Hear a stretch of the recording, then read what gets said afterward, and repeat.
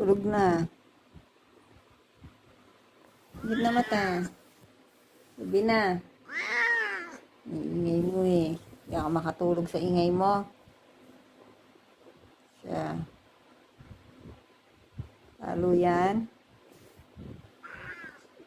Ang katabi ko katulog. Ang ingay-ingay. Sleep ka na. Sleep na. O gusto mo doon ka sa bahay mo matulog? Ha? Doon ka na sa first floor? Baba ka na. Doon ka na. Ingay-ingay mo.